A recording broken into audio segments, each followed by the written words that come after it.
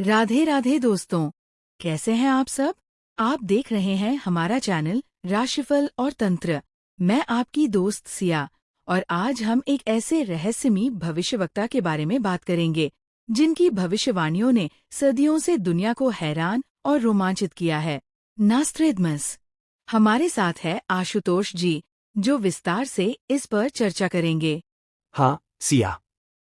हम बात कर रहे हैं नास्ट्रेडमस की, जिन्होंने सदियों पहले ऐसी भविष्यवाणियां की थीं, जिन्हें आज भी लोग याद करते हैं और उन पर चर्चा करते हैं। क्या आप जानना चाहेंगे कि उनके भविष्यवाणियों में ऐसा क्या खास था? और कैसे उन्होंने इतिहास की कुछ बड़ी घटनाओं का पहले ही अंदाजा लगा लिया था? तो दोस्तों, इस वीडियो में हम आपको बताएंगे कि नास्ट्रेडमस कौन थे, उन्होंने कैसे भविष्यवाणियां की और क्यों लोग उनकी भविष्यवाणियों को लेकर अभी भी उत्सुक हैं। तो वीडियो को अंत तक जरूर देखिएगा, क्योंकि इसमें आपको मिलेगा रहस्य, ज्ञान और एक नई दृष्टि जो आपको नास्ट्रेडमस की दुनिया से जोड़ देगी। तो चलिए शुरू करते हैं।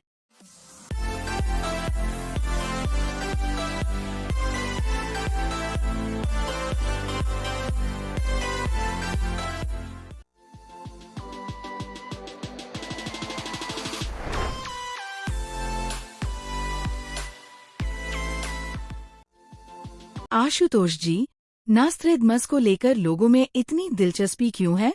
उनका जीवन कैसा था? सिया, नास्ट्रेडमस एक बहुत ही रोचक शख्सियत थे। उनका असली नाम मिशेल द नोस्ट्रेडम था और वे 14 दिसंबर 1503 में फ्रांस में जन्मे थे। उनके जीवन की शुरुआत एक डॉक्टर के रूप में हुई थी।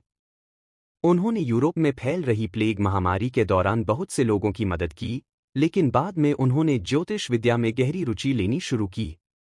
ओह, तो वे पहले एक डॉक्टर थे, फिर अचानक भविष्यवक्ता कैसे बन गए? बिल्कुल सही कहा आपने, सिया जी। उन्होंने ज्योतिष, खगोलशास्त्र और गणना का गहन अध्ययन किया और इन सबको मिलाकर भविष्यवाणियां लिखनी शुरू की। उनकी किताब लेस प्रॉफिटीज, जिसमें 942 कविताएं थीं, सबसे प्रसिद्ध है। इसमें उन्होंने कई रहस्यमय तरीके से भविष्य की घटनाओं का जिक्र किया। और ये भविष्यवाणियां इतनी प्रसिद्ध क्यों हो गईं? क्योंकि इनमें रहस्य और रहस्यात्मकता थी। नास्ट्रेडमस ने अपने शब्दों का ऐसा चयन किया कि लोगों को हर बार कुछ नया और छुपा हुआ महसूस होता था। इसी वजह से आज भी लोग उनकी भविष्यवाणियों में अपना भविष्य खोजने की कोशिश करते हैं। अच्छा, ये तो बड़ा दिलचस्प है। पर उनकी भविष्यवाणियां कैसी होती थीं? क्या ये सीधी सीधी बातें होती थीं या कुछ और? नास्ट्रेडमस की भविष्यवाणियां सीधी सीधी बिल्कुल नहीं थीं। उन्होंने इन्हें क्वाट्रेंस यानी 4 पंक्तियों की कविताओं के रूप में लिखा। उनकी शैली इतनी गूढ़ थी कि आप एक ही पंक्ति को कई तरह से समझ सकते हैं। तो मतलब उन्होंने जो लिखा उसे आसानी से समझना मुश्किल होता होगा? बिल्कुल सही पकड़ा आपने। उन्होंने अपनी कविताओं में लैटिन, ग्रीक, पुरानी फ्रेंच और कभी-कभी शब्दों के अदल-बदल का इस्तेमाल किया। इस वजह से उनकी भविष्यवाणियां अक्सर पहेलियों जैसी लगती थीं, जिन्हें लोग अपने अपने हिसाब से समझने की कोशिश करते थे। और ऐसा क्यों? सीधी भाषा में लिखने में क्या दिक्कत थी? दरअसल, उस समय धार्मिक और राजनीतिक शक्तियों का बहुत दबदबा था।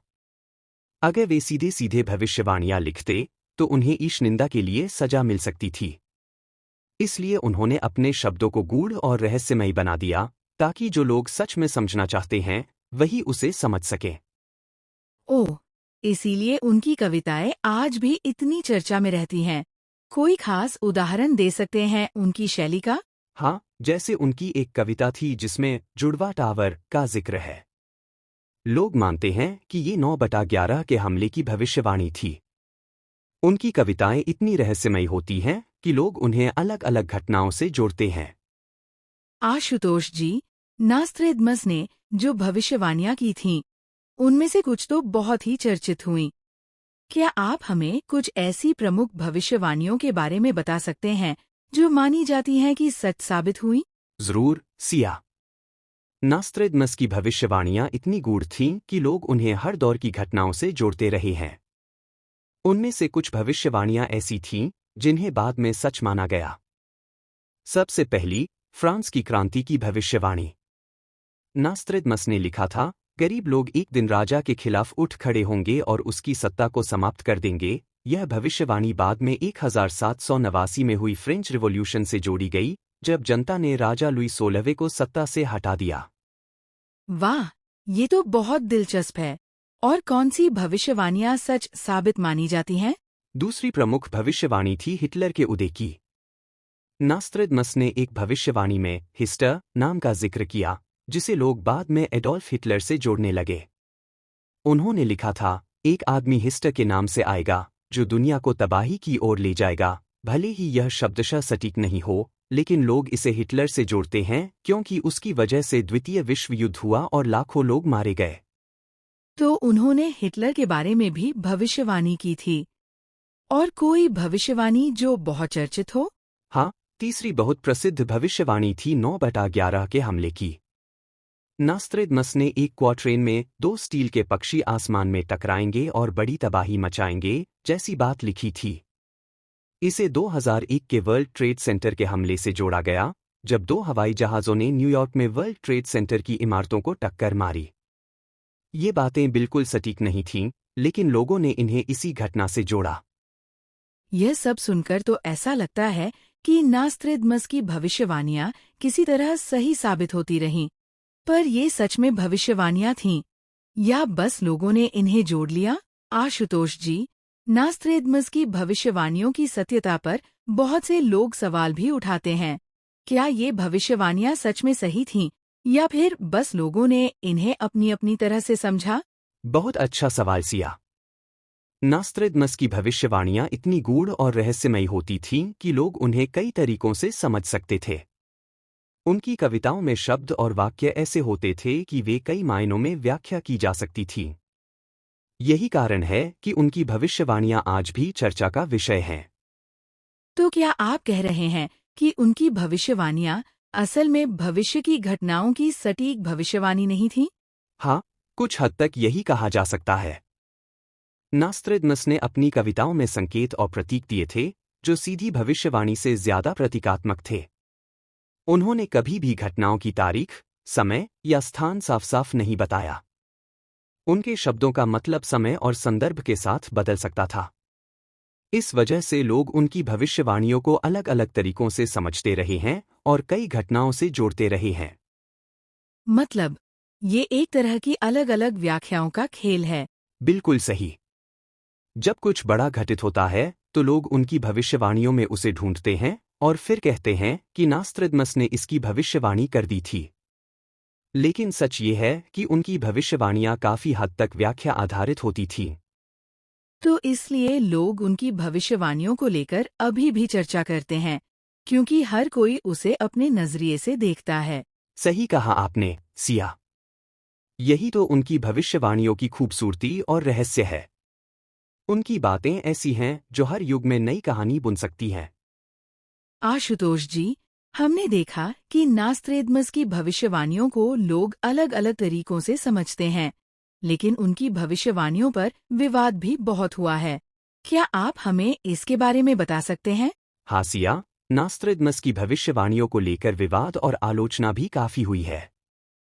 कई लोग मानते हैं कि उनकी भविष्यवाणियां सिर्फ संयोग हैं और उनके लिखने की शैली इतनी रहस्यमय और अस्पष्ट है कि इसे किसी भी घटना से जोड़ा जा सकता है।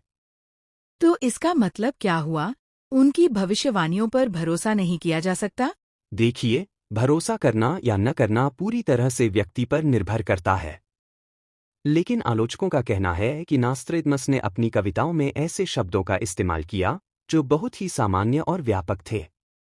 इस वजह से उनकी भविष्यवाणियों को हर दौर की घटनाओं पर फिट किया जा सकता है।